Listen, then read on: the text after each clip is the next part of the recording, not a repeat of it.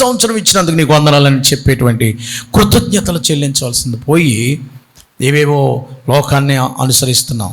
ప్రస్తుత దుష్టకాలం చాలా ఉంది. చెప్పడానికి నాకు చాలా విషయాలు. కానీ రెండో మాట చెప్తున్నాను చూడండి. ఎందుకు దేవుడు అప్పగించుకున్నాడంటే తీతు పత్రిక 2వ అధ్యాయం 14వ వచనం, క్షమించు. ఆయన సమస్తమైన దుర్నీతి నుండి మనల్ని విమోచించి, ఎందుకంటే సత్క్రియల యందు ఆసక్తి గల ప్రజలు తన కోసరము పవిత్రపరచుకుని తన సొత్తుగా చేసుకున్నట్టుగా తాను మన కొరకు అర్పించుకునేను. ఎందుకు అర్పించుకున్నాడు? అర్పించుకోవడం, అప్పగించుకోవడం, సమర్పించుకోవడం 3 ఒకటే మీనింగ్స్ అండి. ఎందుకు ఆయన అర్పించుకున్నాడు? ఎందుకు సాక్రిఫైస్ అయ్యాడు? ఎందుకు అప్పగించుకున్నాడు? ఎందుకు సిలువలోకి తాను అప్పగించుకున్నాడంటే మళ్ళీ క్లియర్గా చదవండి. సమస్త దుర్నీతి నుండి, అక్కడ దుష్ట ప్రపంచం నుండి అన్నాడు, ఇక్కడేమో దుర్నీతి నుండి మళ్ళీ విమోచించి సత్క్రియలందు ఆసక్తి గల ప్రజలను తన కోసరం పవిత్రపరచుకుని తనకు సొత్తుగా చేసుకున్నట్టుకై తన్ను తానే అర్పించుకొనెను. దుర్నీతి నుండి తప్పించడానికి, దుర్నీతి నుండి విమోచించి, ఎందుకు ఆయన మనల్ని చేసుకున్నాడంటే సొత్తుగా చేసుకోవడాకట. రెండవది దుష్టకాలం నుంచి తప్పించడానికి మొదటిది అప్పగించుకున్నాడు. రెండవది దుర్నీతిలో నుంచి, అవినీతిలో నుంచి మనల్ని తప్పించడమే కాకుండా ఆయన సొత్తుగా చేసుకోవడానికి. మీరెవరు సొత్తు? నా ఇష్టమయ్యా, నా డబ్బు నా ఇష్టం వచ్చినట్టు ఖర్చు పెడతాను, నీకే నా ఇష్టం వచ్చినట్టు తింటాను, నా ఇష్టం వచ్చినట్టు కట్టుకుంటాను, నా ఇష్టం వచ్చినట్టు తాగుతాను, తందనాలు ఆడతాను, నువ్వెవడ వాడగడానికి. నీవేమన్నా బాబు గారు సొత్తు అనుకుంటున్నావా అంటారు కదా. నీవు నీ సొత్తు కాదు. 1 కొరింథీయుల రాసిన పత్రిక 6వ అధ్యాయం, 1 కొరింథీ 6వ అధ్యాయము 19వ వచనం లేకపోతే 18 నుంచి చదవండి. 18 నుంచి చదివితే బాగుంటుంది. జారత్వమునకు దూరముగా పారిపోవుడి, మనుషులు చేయి ప్రతి పాపమును దేహమునకు వెలుపల ఉన్నది కానీ జారత్వం చేయవాడు సొంత శరీరానికి హానికరమే చేసుకుంటున్నాడు. మీ దేహము దేవుని వల్ల మీకు అనుగ్రహించబడింది, మీలోనున్న పరిశుద్ధాత్మకు ఆలయం. మీరు మీ సొత్తు. మీరు మీ సొత్తు అంటే ఏమిటి? ఆయన మనల్ని సొత్తుగా చేయడానికి కొరకు విలువ పెట్టి కొనబడిన వారు గనుక మీ దేహముతో దేవుణ్ణి మనం ఎలా కొన్నాడు? ఆయన మనల్ని నన్ను కొన్న తండ్రి ఏమిచ్చి కొన్నాడు? నన్ను కొన్న తండ్రి, రక్తమిచ్చిన తండ్రి, ప్రాణమిచ్చిన తండ్రి, సర్వేశ్వరా నీకే స్తుతి,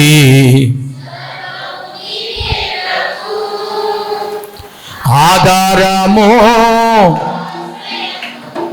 నీవే నా యేసు, సర్వేశ్వరా సర్వము ఆధారము ఆదరణ,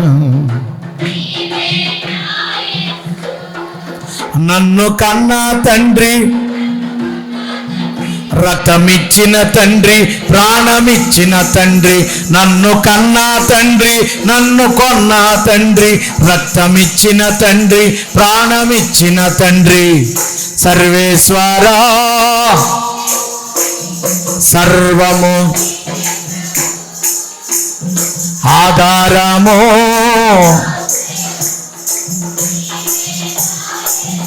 హల్లెలూయా. మీరు ఎవరు సొత్తమ్మా?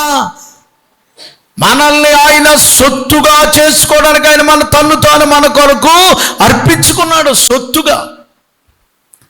మీరు నా సొత్తు అండి, అది నా సొత్తు.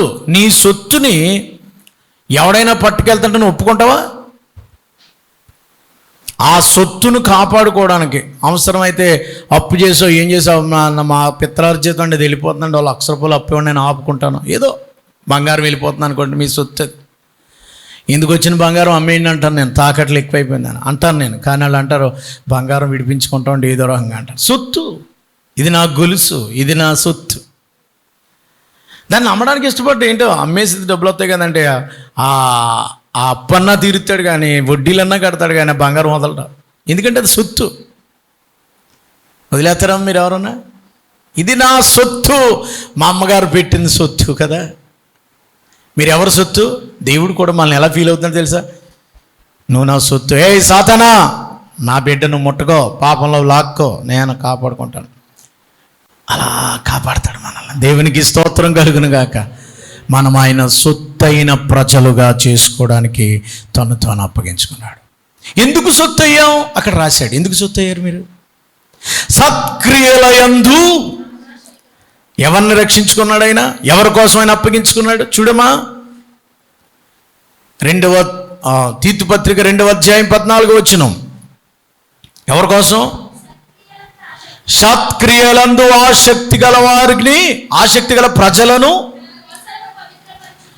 ఆయన కోసం పవిత్రపరచు. సత్క్రియలందు ఆసక్తి గల ప్రజలను ఆయన కోసం. ఏమండో అందరిని కాదండి అప్పగించుకుంటా.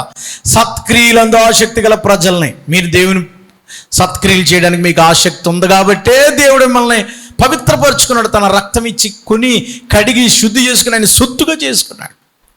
సత్క్రియలందు ఆసక్తి, దేవుని కోసరం, దేవుని పని చేయడానికి, దేవుని కోసము వాడబడ్డానికి, దేవుని కోసము మంచి కార్యాలు చేయడం. సత్క్రియలు అంటే దేవుని కోసం మంచి పనులు చేయడానికి దేవుడు మిమ్మల్ని ఆయన అప్పగించుకున్నాడు. దేవుడు ఆయన సొత్తుగా అప్పగించుకోవడం కారణం ఏంటంటే, ఎందుకు ఆయన మన కోసం అప్పగించుకున్నాడంటే దేవుని కొరకు మంచి పనులు చేయడానికి. ఆయన నిన్ను ఎందుకు సొత్తుగా చేసుకున్నాడు? ఆయన కోసం మంచి పనులు చేస్తామని అప్పగించుకున్నాడు. మంచి పని ఏమన్నా చేస్తున్నారా? అమ్మా తల్లి, మంచి పని ఏమైనా ఉందా నీలో నుంచి? చెడ్డ పనులు వస్తాయా? గలీజ్ పనులు, దరిద్ర పనులు, దట్టి థింగ్స్ ఆల్ హ్యాపెనింగ్. సత్క్రియలందు ఆసక్తి గల ప్రజల్ని, నేను దేవుని కోసం మంచి పనులు చేయాలి, ఇతరులకి సత్క్రియలు చేయాలి. క్రిస్టియన్ ఎప్పుడు కూడా తన కోసం బ్రతికేవాడు క్రిస్టియన్ కాదు, చుట్టూనున్న పీపుల్ కోసం బ్రతికేవాడే. తన చుట్టూ ఉన్న ప్రజల కొరకు రక్షణలో నడిపించడానికి సత్క్రియలందు ఆసక్తి కలిగిన వాడుగా, ఇతరులకి మంచి చేసేవాడుగా ఉండడానికి, ఇతరులని ప్రభులోకి నడిపించడానికి కొరకు ఒక మంచి పని చేయి. సువార్త ప్రకటించడమే మంచి పని అనుకోకు. ఒక మంచి పని చేయడం ద్వారా అనేకులను ప్రభు దగ్గరికి ఆకర్షించిన వాడు అవుతాం. ఒక మంచి పని అనేకులను ప్రభులోకి నడిపిస్తుంది. ఒక చెడ్డ పని అనేకులను దేవునికి దూరం చేస్తుంది. సత్క్రియలందు ఆసక్తి గల ప్రజలను తన కోసరం, దేవుని పని కోసం, దేవుని చిత్తము నెరవేర్చడానికి కొరకు, దేవుని సొత్తుగా చేసుకుని తనకై ఆయన అర్పించుకున్నాడు. ఆయన కోసం ఏదన్నా ఒక మంచి పని ఏమనుందా అని అడుగుతున్నాను నేను. ఏమండి, అన్ని చెడ్డ పనులేనా నీ? ఒక్క మంచి పని ఉందా నీలో? ఒక్క మంచి పని. దేవుని కోసం ఈ బిడ్డ కష్టపడతాడు, అనేకులు ప్రభు దగ్గరికి నడిపిస్తాడు, ఇతరుల కొరకు ప్రార్థన చేస్తాడు. యవనస్తులు చెడిపోతుంటే ఆ చెట్టు కింద ఎవడన్నా కూర్చుంటే వాళ్ళని తీసుకొచ్చి లోపల కూర్చోబెట్టేస్తాడు ఆయన. ఎంత మంచోడు. ఏమండి, ఇతరుల కోసం ఆహారం లేని అన్నం పెట్టి, బాబు ప్రభు ప్రేమను బట్టి ఇస్తున్నాను, యేసు ప్రభు దయ వల్ల ఇలాగ ఉన్నాను, అందుకే నీకు పెడతాను, ఒక మాట చెప్పి. దేవుని కూటాల కొరకు పరిచర్య చేయి. సత్క్రియలందు ఆసక్తి కలిగిన వారిని తన కోసము ఆయన పవిత్రపరచుకుని తన సొత్తుగా చేసుకుని, ఇది రెండవది. టైం అవుతుంది కనుక మూడో మాట కూడా చెప్తాను చూడండి. 1 తిమోతిలకు రాసిన పత్రిక 2వ అధ్యాయము 6వ వచనం చదవండి. ఎందుకు అర్పించుకున్నాడు ఆయన? 1 తిమోతిలకు రాసిన పత్రిక 2వ అధ్యాయం 6వ వచనం. ఏమండి, ఈయనందరి కొరకు విమోచన క్రయధనముగా తన్ను తానే సమర్పించుకున్నాడు. ఈయన అందరి కొరకు విమోచన క్రయధనముగా, అంటే కొంత క్రయం చెల్లించాలి, పెనాల్టీ. ఈయనందరి కొరకు తన విమోచన క్రయధనముగా తన్ను తానే అప్పగించుకున్నాడట. ఆ రోజున అందరి విమోచన క్రయధనముగా, అందరి కొరకు విమోచన క్రయధనం అంటే పెనాల్టీ, విమోచన క్రయధనం. ఏదైనా కారు, సపోజ్ కారు ఉందనుకోండి, ఆ కారు ఇన్కమ్ ట్యాక్స్ లేకపోతే ఎవరినో క్రైమ్ చేసి ఎవరినో ఢీ కొట్టి వెళ్ళిపోయిన కారు స్టేషన్లోనో లేదా కోర్టులో అండర్లో ఉంటుంది. అది విడిపించుకోవాలంటే ఇంత డబ్బు కట్టమంటారు. ఆ పెనాల్టీ కట్టి మనం తెచ్చుకోవాలి. ఏదైనా పెనాల్టీ, నువ్వు చేసిన పెనాల్టీని చెల్లించడానికి ఆయన సమర్పించుకున్నాడు. మన పాపముల వల్ల క్రయధనం చెల్లించడానికి, క్రయధనం అంటారు. మార్కు సువార్త 10:45 మత్తయి సువార్త 20:28 ఉంటుంది ఈ మాట. క్రయధనముగా, అనేకుల విమోచన క్రయధనముగా ఆ మనిషి కుమారుడు చెల్లించాడు. పెనాల్టీ మీకు అర్థమవడానికి ఒక మాట చెప్తాను. ఒకరోడు చెక్కతోటి చక్కగా ఒక పడవ చేసుకున్నాడట.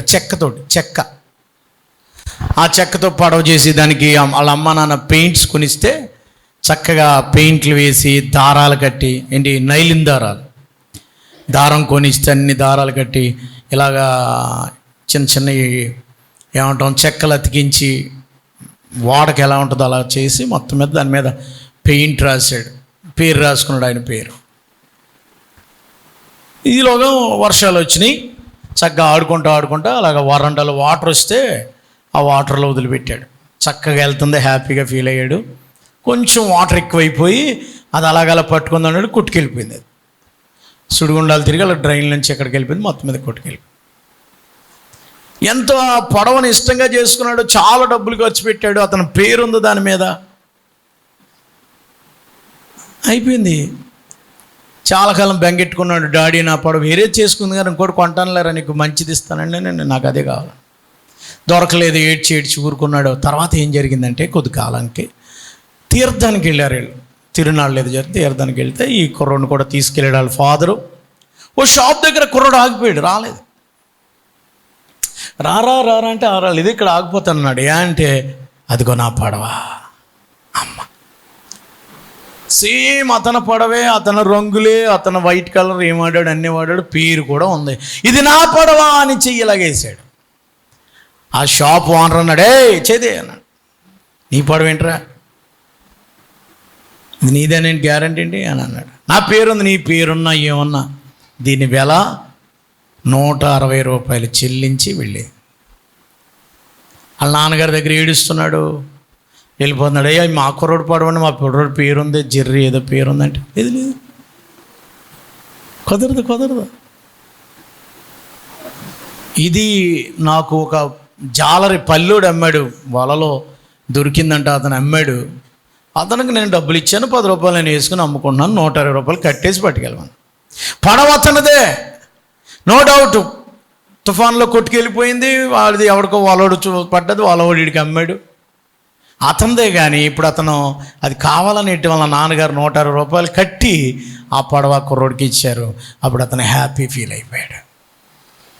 మనం దేవుని పిల్లలమే, సాతాను వలలో పడిపోవటం వల్ల దేవుని పిల్లలుగా మళ్ళా విమోచన క్రయధనముగా కొంత పెనాల్టీ మన కొరకు ఆయన దెబ్బలు తిన్నాడు, మన కొరకు ముళ్ళ కిరీటం పెట్టబడింది, మన కొరకు బల్లెముతో ఆయన పొడిచారు, మన కొరకు 40 కొరడా దెబ్బలు కొట్టారు ఆయన్ని.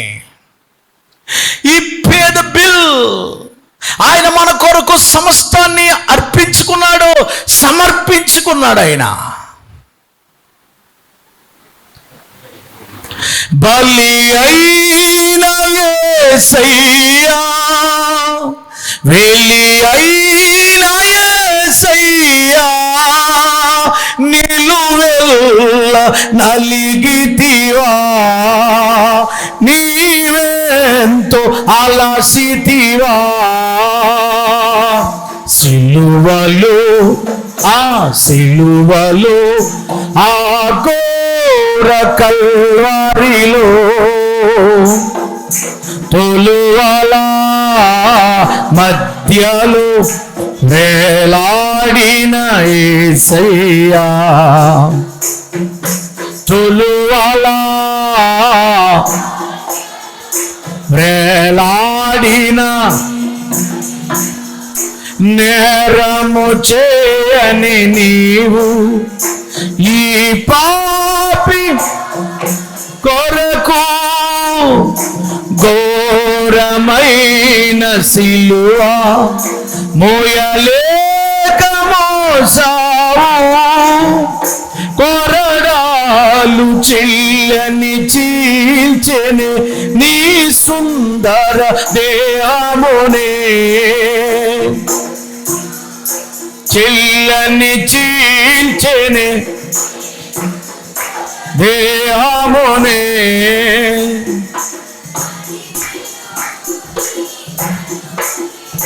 రుధిరాంబు దారలే తడిపెను నీ రుధిరము రుధిరాంబు వెలి అయిన యేసయ్యా, బలి అయిన యేసయ్యా, నిలువెల్ల నీవెంతో అలసితివా, సిలువలు ఆ సిలువలు ఆ ఘోర కల్వారిలో తొలువల మధ్యలు వేలాడిన యేసయ్యా. హల్లెలూయా. అపరాధ రుసుము అంటారు తెలుసా మీకు? అపరాధ రుసుము, మన అపరాధాలు కొలిచే ఆ రుసుము, దాన్నే పెనాల్టీ అంటారు ఇంగ్లీష్లో. అపరాధ రుసాన్ని నువ్వు చేసిన అపరాధాలకి, నువ్వు చేసిన పాపాలకి చెల్లించవలసిన క్రయధనం చెల్లించడానికే ఆయన అప్పగించుకున్నాడు. ఎందుకు అప్పగించుకున్నాడు? నెంబర్ 1, ప్రస్తుత దుష్టకాలం నుండి మళ్ళీ విడుదల చేయడానికి. నెంబర్ 2, సమస్త దుర్నీతి నుండి మనల్ని తప్పించి ఆయన సొత్తుగా చేసుకోవడానికి, ఆయన కోసరము మంచి పనులు చేయడానికి ఆయన అర్పించుకున్నాడు. నెంబర్ 3, మనకి క్రయధనం, అపరాధ రుసుము చెల్లించడానికి, మనం చెల్లించవలసిన ఆ పెనాల్టీ ఆయన చెల్లించడానికి ఆయన చెల్లించాడు. నెంబర్ 4, ఎందుకు ఆయన అప్పగించుకున్నాడు అని అంటే, ఎఫెసీయులకు రాసిన పత్రిక 5వ అధ్యాయం 2వ వచనం. ఎఫెసీయులకు రాసిన పత్రిక 5వ అధ్యాయం 2వ వచనం. క్రీస్తు మిమ్మల్ని ప్రేమించి పరిమళ వాసనగా ఉండుటకు మన కొరకు తన్ను తానే దేవునికి అర్పణముగాను బలిగాను అప్పగించుకొని. ఎందుకు అప్పగించుకుని? నేను అప్పగించుకోవడం మాట్లాడతాను. My message is surrounded Jesus surrounding. ఎందుకనంటే మనల్ని ప్రేమించి పరిమళ వాసనగా ఉండడానికి. ఎందుకనండి? పెర్ఫ్యూమ్ స్మెల్ రావడానికి. క్రీస్తు మనల్ని ప్రేమించి పరిమళ వాసన రావాలని. నీలో నుంచి ఏ వాసన రావాలా? నీ పక్కన ఉన్నాడు ఏ వాసన వస్తున్నాడు? ఒకవేళ మీరు నాగాలాండ్ వాళ్ళు కానీ నార్త్ ఇండియా వాళ్ళు పక్కన కూర్చుంటే ఏ వాసన వస్తుందో తెలుసా? దుర్వాసన. కారణం ఏంటి తెలుసా? మొహం కడుక్కోరాడు, మొహం కడగరాడు, పాస్ తీరు. యు ఆర్ బెటర్ అంటారు నన్ను. నేను ఎందుకంటే తీస్తుంటాను. మొహం కడుక్కోకుండా టీ తాగేస్తారు, టిఫిన్ చేస్తారు, అప్పుడు వెళ్తారు. ఇది తింటిగా నాకు రాదు వాళ్ళకి.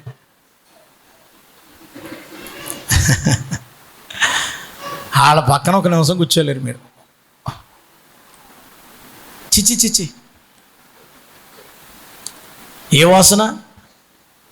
సరే, ఇది బయట. మీ పక్కన ఏ వాసన వస్తుందండి?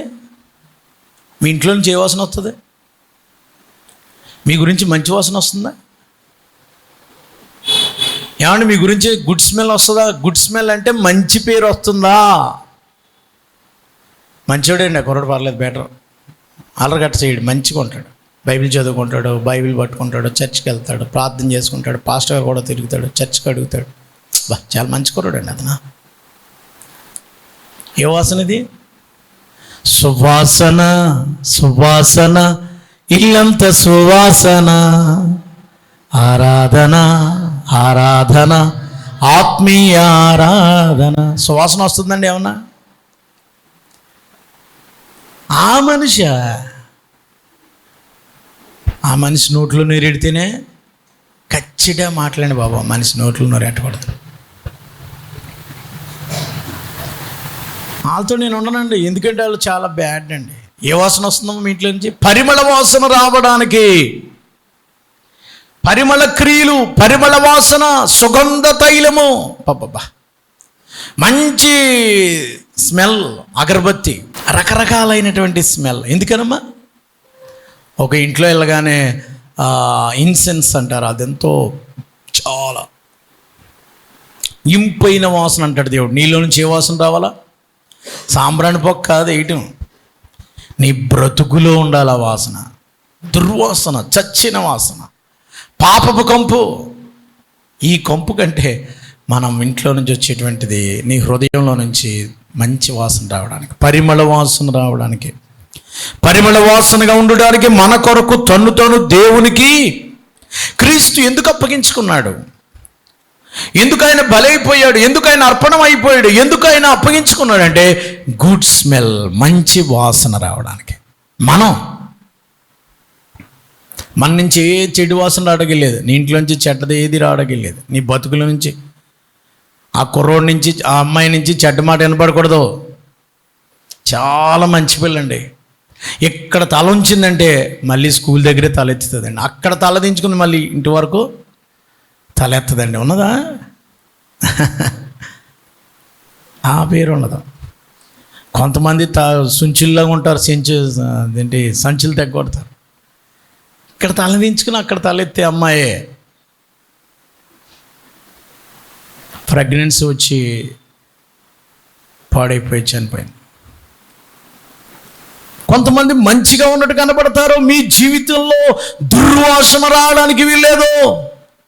పరిమళ వాసనగా ఉండడానికి యేసు ప్రభువు ఎందుకు అప్పగించుకున్నాడంటే పాస్టర్ గారి నుంచి చెడ్డ వాసన రావడానికి కాదు. ఈ పాస్టర్ మంచోడు, దొంగ కాదు, ద్రోహి కాదు, దోచుకున్నవాడు కాదు, అబద్ధికుడు కాదు, మోసగాడు కాదు, అపవిత్రుడు కాదు అనే మంచి పేరు నీ నుండి నా నుండి వచ్చునుగాక. టైం అయిపోయింది కనుక చివరి మాట అదే ఎఫెసీయులకు రాసిన పత్రిక 5వ అధ్యాయం 25 చదివి ముగించుకుందాం. ఎఫెసీయులకు రాసిన పత్రిక 5వ అధ్యాయం 27వ వచనంలో ఎందుకైనా అప్పగించుకున్నాడంటే అటువలే క్రీస్తు కూడా సంఘమును ప్రేమించి అది కళంకమైన ముడతైన నట్టుది మరి ఏదైనా లేకుండా పరిశుద్ధమైనది గాను నిర్దోషమైనది గాను మహిమ గల సంఘము గాను ఆయన తన ఎదుట నిలబెట్టుకున్న వాక్యమైన ఉదక స్నానము చేత దానిని పవిత్రపరిచి పరిశుద్ధపరచుటకై తన్ను తాను దాని కొరకు తన్ను తాను పరిశుద్ధపరచడానికి ఎవరినే అక్కడ ఆన్సర్ అక్కడ ఉంది. ఎవరినే? సంఘాన్ని పరిశుద్ధపరచడానికి క్రీస్తు సంఘము కొరకు తన ప్రాణం అప్పగించాడు. సంఘమును పరిశుద్ధపరచడానికి కొరకు, పెర్ఫ్యూమ్ రాయడానికి, పరిశుద్ధత క్రియల కొరకు నిన్ను పరిశుద్ధపరచాలంటే ఆయన రక్తము చిందించాలి. పరిశుద్ధత కొరకు, పరిశుద్ధ క్రియల కొరకు పరిశుద్ధపరచబడాలి. ప్రియులారా, దానిని పవిత్రపరిచి వాక్యమనే ఉదక స్నానం చేత దాన్ని పవిత్రపరిచి పరిశుద్ధపరచుటకై దాని కొరకు తను తాను అప్పగించుకున్నాడు. మనల్ని పరిశుద్ధులుగా చేయాలి. మనలో ఉన్న మచ్చ, మరక, డాగు ఏముంది అక్కడ? ముడతైనను కళంకమైనట్టు. మరి మచ్చ, మరక స్పాట్లెస్ అంటారు ఇంగ్లీష్లో, స్పాట్లెస్. నేను రాగానే వాటర్ తీసుకుని అదే లోకం ఇక్కడ కడుగుతున్నాను. ఇది ఎలా అంటుకుందో ఎక్కడ అంటుకుందో తెలియట్లేదు. ఇంత వైట్గా ఉన్న ఈ షర్ట్లో జస్ట్ ఫర్ స్మాల్ స్పాట్, దాన్ని వాటర్ పెట్టాడంటే మరింత కొంచెం పెద్దదైంది. అది కొంచెం చిన్నదవ్వాల్సింది కాస్త పెద్దదైపోయింది. నీ స్పాట్నే అంటే నీ మచ్చని నువ్వు కడుక్కుంటే సెట్ అవ్వదు.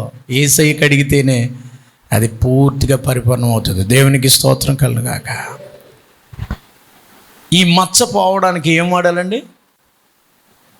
వాటర్ వాడితే పని అవ్వదు. సుజలా సర్ఫ్ ఏదో ఉంది కదా. నీ పాపం అనే మురికిపోవడానికి యేసు రక్తం అనేటువంటి బ్లడ్ వాడితే నా బ్లడ్ చిందించబడింది మన కొరకు. ఆ యేసు ప్రభువారు పూర్తిగా నీ హృదయంలో వేసి ఆయన కడగబోతున్నాడు. నీ ఎముక మూలుగా కండరాలన్నీ కడిగి ఎముకలను వాక్యమనే ఆ ఖడ్గము చేత మూలుగులను ఎముకలను విభాగించి అది నిన్ను కడిగేస్తుంట. ఆ వాక్యమే నేను కడుగుతాను. వాక్యం చెప్తుంటే నీకు ఎలా ఉండాలా? హాయిగా ఉండాలి, స్నో రాసినట్టు ఉండాలి. నో గుచ్చుకుంటేనే వాక్యం. పాస్టర్ గారు మెత్తగా చెప్తే మీకు హ్యాపీగా ఉంటుంది, నేను అట్లా చెప్పను.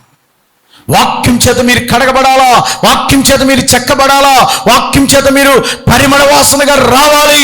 మీలో ఉన్న కల్మషం అంతా కడిగివేయబడాలి. అట్టి వాక్యం చేత మనం పరిశుద్ధపరచబడదాం గాక. ఎందుకు అప్పగించుకున్నాడు ఆయన? ప్రస్తుత దుష్టకాలం నుండి మనల్ని విమోచించడానికి కొరకై. ఎందుకు అప్పగించుకున్నాడు ఆయన?